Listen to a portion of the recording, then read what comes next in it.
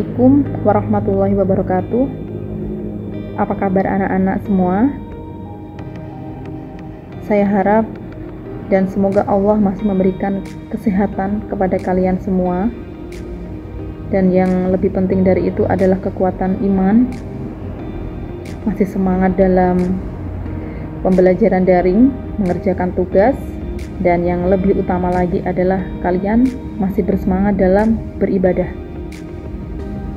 Baik, di sini saya akan membahas bab 8, yakni berempati itu mudah, menghormati itu indah. Kalian bisa membuka bukunya, buku paket PAI kalian. Kita belajar bersama-sama ya. Baik, sebenarnya apa sih empati itu? Kalian sudah tahu belum artinya empati itu apa? Saya yakin sudah ya. Empati itu adalah merasakan apa yang dirasakan oleh orang lain gitu. Entah orang lain itu bahagia atau sedih, kita seolah-olah kita ditempatkan seperti orang lain itu. Baik, sebelum membahas empati dan materi selanjutnya, kita lihat dulu peta konsep yang akan kita pelajari ini biar kita belajarnya terarah ya. Yang pertama itu adalah empati. Empati, hormat dan patuh kepada orang tua, hormat dan patuh kepada guru. Yang ketiga-tiganya adalah merupakan sikap terpuji. Baik, untuk empati itu kalian bisa membayangkan, bisa merasakan, kemudian nanti semua dari pembelajaran yang akan kita pelajari nanti kalian bisa memahami, mengamati, dan yang paling penting adalah melakukan tindakan atau mengimplementasikan dalam kehidupan sehari-hari kalian.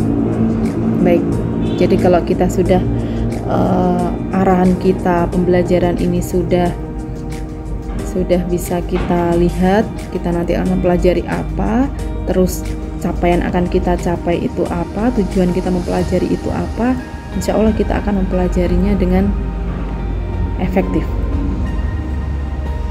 Baik, nah tadi sudah saya singgung tentang empati ya. Nah, sebenarnya empati itu adalah sikap ikut merasakan perasaan orang lain, baik tatkala orang lain tersebut sedang mengalami musibah maupun mendapatkan kebahagiaan. Pernah tidak kalian merasakan hal seperti itu? Saat orang lain bahagia, kalian ikut bahagia? Pernah? Saat orang lain sedih, kalian ikut merasa sedih? Pernah tidak? Kalau kalian pernah merasakan hal seperti itu, berarti bersyukurlah karena kalian sudah memiliki rasa empati, dan itu hanya dimiliki oleh orang-orang yang dalam hatinya bersih, dalam hatinya sudah diterangi oleh keimanan, tidak ada kedengkian. Nah, kalau dengki itu kan orang lain sedih, orang lain susah, kita senang. Orang lain bahagia, senang, kita susah. Nah, itu perbedaannya sangat jauh sekali, ataupun itu adalah kebalikannya dari empati ya, dengki ya. Nah, itu sifat yang dilarang oleh Allah, dibenci oleh Allah. Nah, kalau ada rasa empati berarti keimanan masih ada di kalian. Kalian masih diberikan Allah kesempatan untuk merasakan nikmatnya keimanan. Gitu ya. Hati-hati kalau sudah ada kedengkian dalam diri kalian, kalian harus segera memperbanyak ibadah, minta maaf sama Allah, memperbaiki akhlak kalian, mengurangi dosa-dosa, melakukan hal-hal yang bermanfaat. Nah, itu akan menumbuhkan rasa-rasa empati. Nah, seperti apa sih nanti akan kita bahas ya. Oke, sekarang empati sendiri itu sudah diterangkan dalam Al-Quran ya, yaitu surat keempat ayat 8. A'udzu billahi minasyaitonir rajim. Bismillahirrahmanirrahim. Wa idza hadaral qismata ulul qurba wal yatama wal masakinu farzuquhum minhu wa qulu lahum qawlan ma'rufa. Artinya, dan apabila sewaktu pembagian itu hadir beberapa kerabat, anak-anak yatim dan orang-orang miskin, maka berilah mereka dari harta itu sekedarnya, dan ucapkanlah kepada mereka perkataan yang baik. Ini kita dianjurkan untuk berempati, khususnya kepada orang miskin, anak-anak yatim, berempati dalam bentuk berbagi, dalam bentuk ikut menanggung beban mereka. Minimal kita tidak menyusahkan mereka gitu aja ya, kalau kita susah untuk melakukan hal seperti itu. Tapi saya yakin anak-anak semua kalau melihat orang miskin, orang anak yatim yang tidak punya ayah, ibu, yang tidak punya keluarga, saya yakin hatinya tersentuh. Itu saja sudah cukup untuk mendasari sikap empati itu ya. Nah, jadi kalau sudah punya dasar seperti itu, kita mudah tersentuh, peka terhadap beban orang lain, penderitaan orang lain, insya Allah nanti kedepannya kita akan seperti apa gitu kan. Kita akan membantu, bersedekah, berinfak dan sebagainya. Baik, yang kedua, dalil dalam hadis. Saya bacakan Arabnya dulu. Al-mu'mini lil mu'mini kal bunyani yashuddu.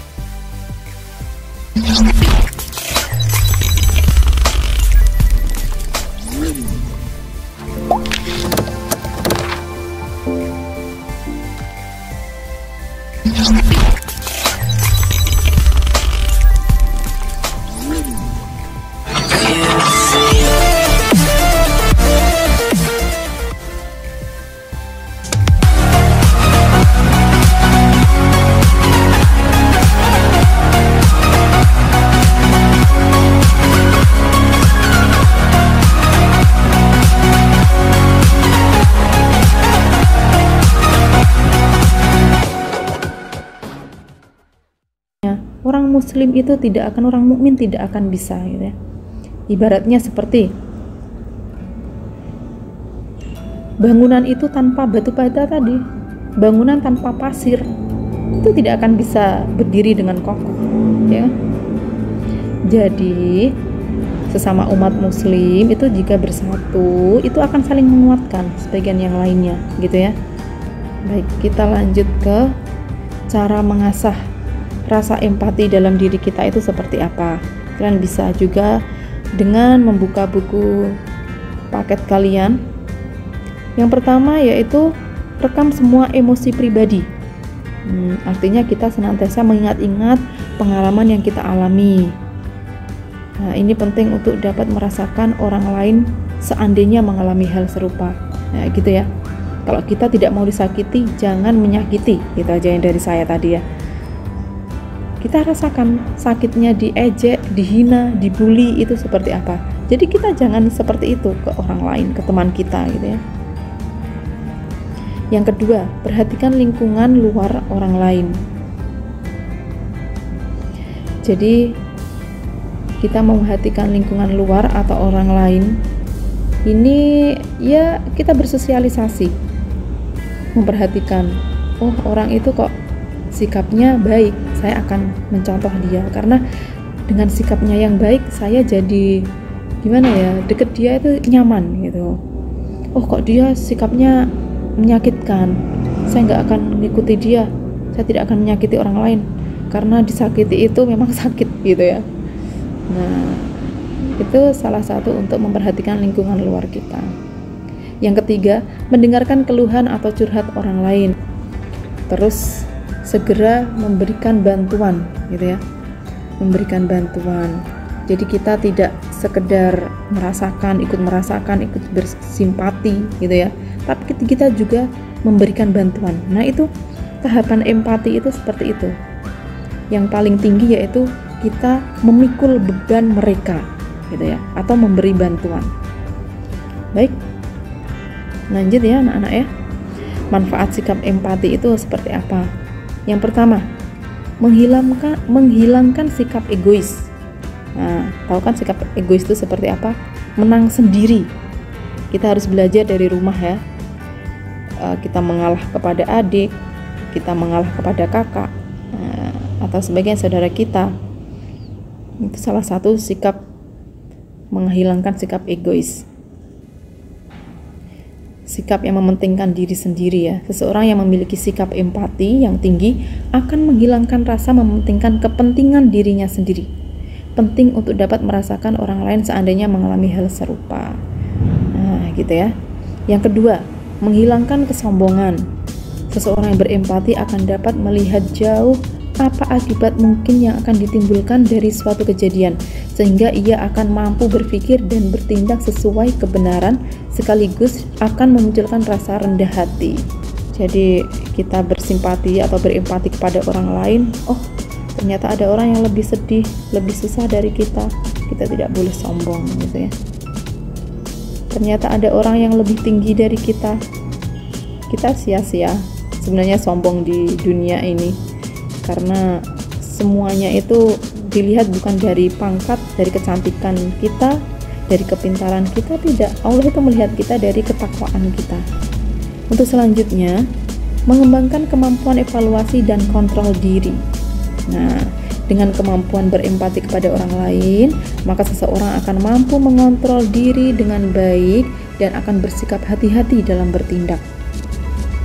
Harus dibiasakan ya, mengontrol dirinya, berbuat dengan baik, bersikap hati-hati dalam bertindak.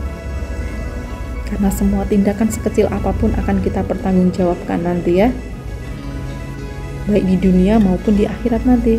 Kalau kita nakal gitu ya, istilahnya bukan nakal, apanya, kalau kita berbuat tidak baik kepada orang lain, otomatis kita nanti akan mendapatkan hal yang serupa, entah itu di dunia maupun di akhirat. Otomatis kita sudah dapat dosa, itu sudah jelas.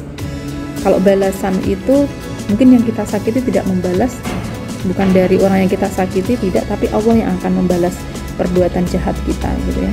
Jadi kita harus mampu mengontrol diri kita dengan baik. Banyak sekali godaan kalian di rumah aja itu ya, pembelajaran daring itu banyak sekali godaannya.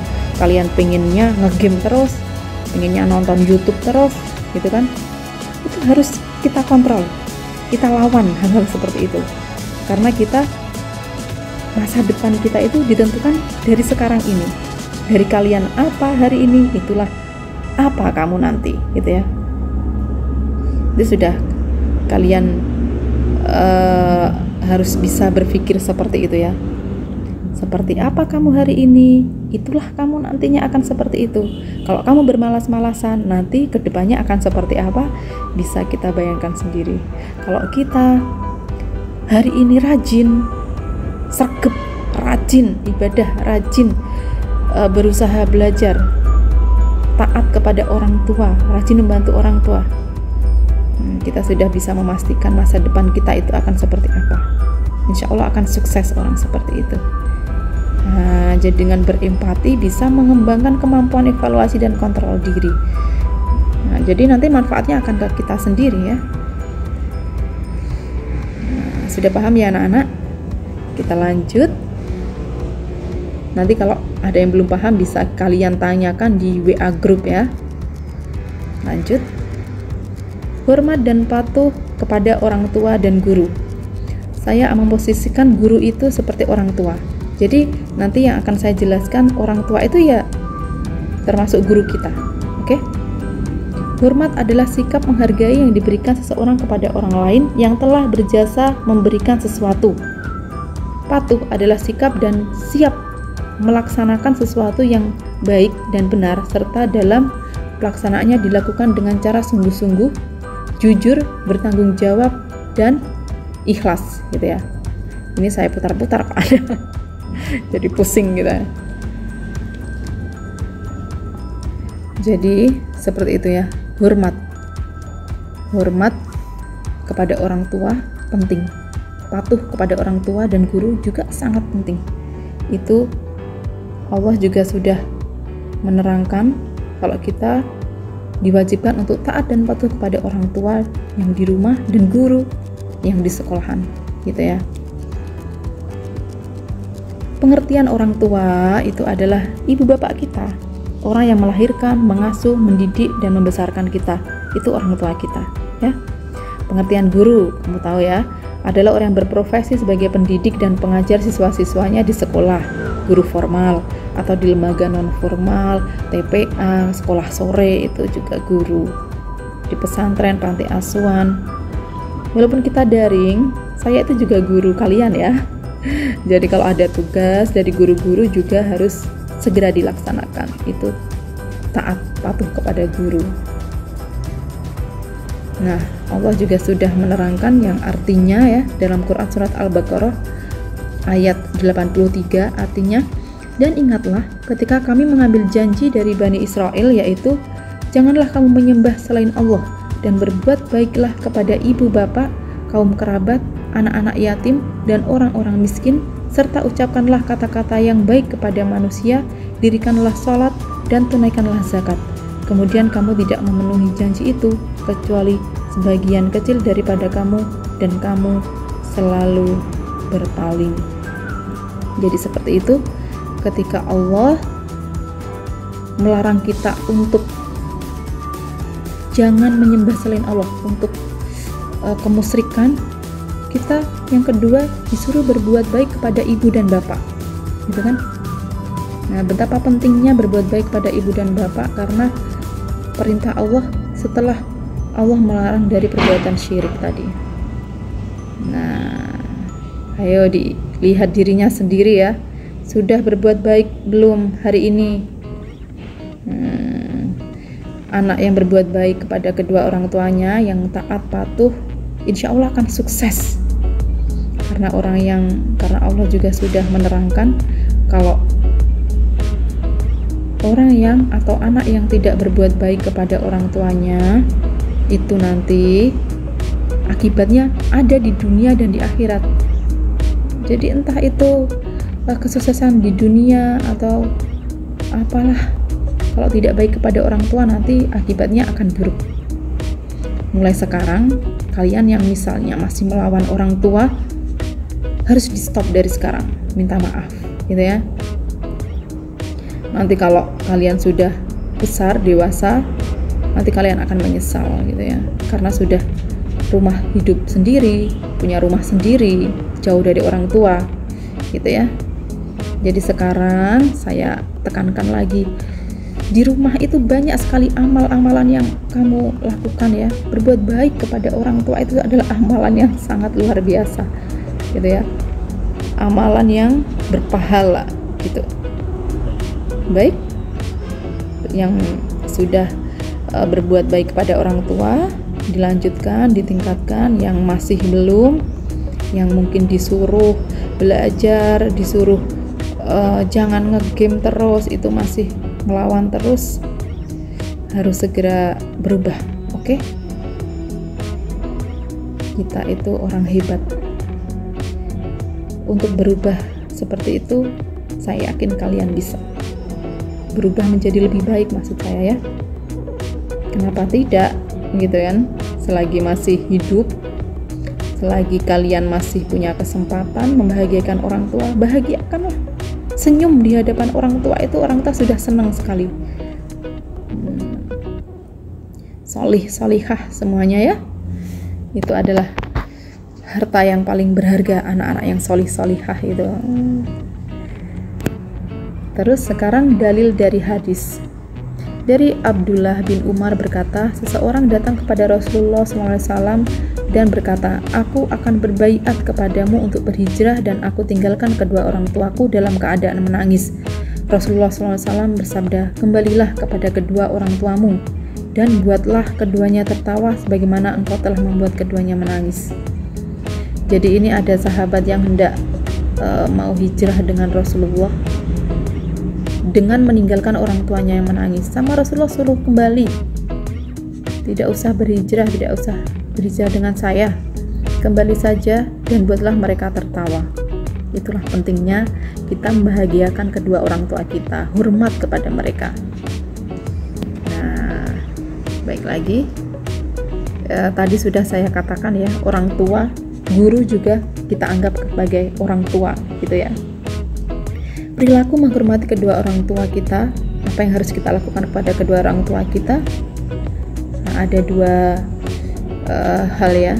Ada yang masih punya orang tua, itu dimanfaatkan. Ada yang sudah meninggal orang tuanya juga masih bisa berbakti. Bagi yang ketika orang tuanya masih hidup, hal yang perlu kamu lakukan adalah memperlakukan keduanya dengan sopan dan hormat. Jangan membentak. Itu tidak, itu adalah perbuatan yang dosa ya. Jangan membentak orang tua. Ingatlah pengorbanan beliau itu ya. Orang tua kalian itu sudah banting tulang ya, menghidupi kalian, apalagi ibu ya. Ibu kita itu sudah mengandung kita 9 bulan, kadang nyawa taruhannya ya untuk melahirkan kalian. Itu kadang yang diingat-ingat, saya juga pengalaman melahirkan anak. Yang teringat dalam pikiran saya itu cuma saya harus menyelamatkan anak saya gitu. Betapa berharganya kalian itu loh bagi orang tua kalian. Nah, setelah besar kalian juga harus membahagiakan mereka, harus hormat, sopan, jangan membentak pokoknya ya. Kasihan orang tua kalian itu kalau dibentak, sudah berkorban seperti itu tapi anaknya seperti ini. Tapi kalau selagi kalian itu taat sama orang tua, hormat, saya yakin orang tua kalian akan senang sekali ya. Terus membantu pekerjaan mereka, meringankan pekerjaan mereka. Anak SMP sudah kuat ya fisiknya, sudah bisa apa-apa, saya yakin mencuci, menjemur baju, menyetrika, bersih-bersih rumah. Saya yakin orang tua akan senang sekali. Selain hasil pekerjaannya itu nyata, ada juga kalian itu berpahala ya anak-anak. Terus selanjutnya itu mengikuti nasihatnya jika nasihatnya baik ya. Ikuti nasihat orang tuamu jika nasihatnya baik, kecuali nasihatnya, kalau nasihat tidak baik jangan diikuti. Itu sudah ada juga aturan-aturannya. Nasihat untuk berbuat kemusyrikan jangan diikuti. Nasihat untuk kamu bermalas-malasan jangan diikuti. Dan saya yakin tidak ada orang tua yang seperti itu. Saya yakin nasihat orang tua itu pasti baik-baik semua. Terus selanjutnya adalah membahagiakan keduanya. Nah, sudah saya jelaskan tadi, hanya senyum aja ya, senyum yang ikhlas gitu ya, senyum kepada kedua orang tua kita. Insya Allah orang tua kita akan ikut senyum, paling tidak bahagialah, artinya sudah nyes gitu. Jadi gitu ya anak-anak ya, bersedekah yang paling murah itu adalah senyum. Jangan malah senyum tebar-tebar, senyum di pinggir-pinggir jalan loh ya, tapi tebarkanlah senyum di antara keluarga kalian. Itu sudah sangat menyejukkan kalau punya anak-anak seperti itu. Saya yakin anak-anak semuanya seperti itu ya. Tidak ada yang anak yang membangkang orang tua, saya yakin tidak ada. Kalaupun ada, segera berubah. Oke? Kita lanjut. Perilaku kita atau kewajiban kita kepada orang tua ketika mereka sudah meninggal. Jika orang tua kita muslim, maka kita doakan.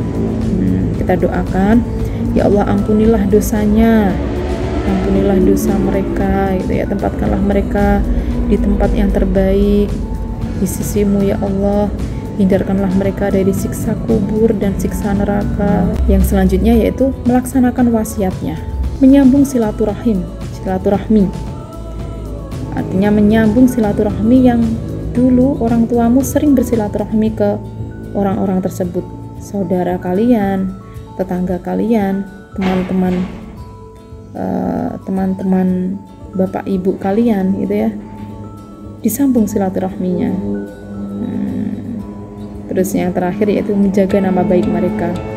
Tidak pantas kita menjelek-jelekan orang yang sudah meninggal, apalagi orang tua kita. Baik itu anak-anak,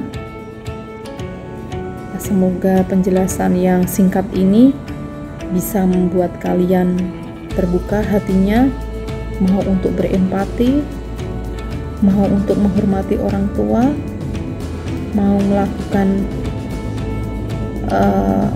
perintah orang tua,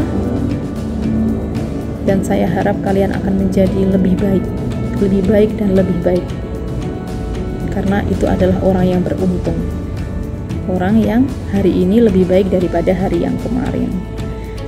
Dan pahala yang terbesar di rumah itu yaitu taat kepada orang tua, rukun bersama keluarga, seperti itu ya. Kita harus mengasah empati kita, merasakan hal yang dirasakan orang lain, gitu ya. Jadi mulai sekarang kalian harus bisa berlatih. Aku biasanya sulit sekali kalau misalnya disuruh ibu itu mesti nanti bu. Sekarang tidak, sulit untuk merubah memang, tapi coba dari sekarang, oke? Berempati ke saudara kita. Jadi kalau kita sudah berempati, kita tidak akan mungkin terjadi sebuah misalnya bersama saudara, tidak akan ada pertengkaran dengan saudara kita, karena kita akan menyadari kalau disakiti itu memang tidak enak. Kalau kita orang lain berbuat baik itu kepada kita, kita akan senang. Jadi tinggal berpikir aja, tinggal kita balik aja. Kalau saya disakiti tidak menyenangkan, saya tidak akan menyakiti orang lain. Kalau orang lain berbuat baik kepada saya senang, saya akan melakukan itu. Nah, gitu ya anak-anak semuanya. Semoga pembelajaran hari ini bermakna. Kalian bisa mempunyai motivasi, semangat. Karena tidak ada gunanya kalau kalian mengetahui semua ini, ilmu ini, tanpa kalian mengamalkannya, mengamalkannya dalam kehidupan sehari-hari. Nah, itu tujuan dari pembelajaran kita. Bagi anak-anak, tetap semangat, tetap sehat, jaga kesehatan tubuh, dan yang paling penting juga adalah jaga ibadah kalian. Baik anak-anak, sekian ya. Kalau ada perkataan dari ibu guru ini ada yang salah, ada yang hilaf, saya mohon maaf sebesar-besarnya. Kita akhiri pertemuan kita pada kali ini. Semoga kita masih diberikan umur panjang untuk bertemu lagi. Wassalamualaikum warahmatullahi wabarakatuh.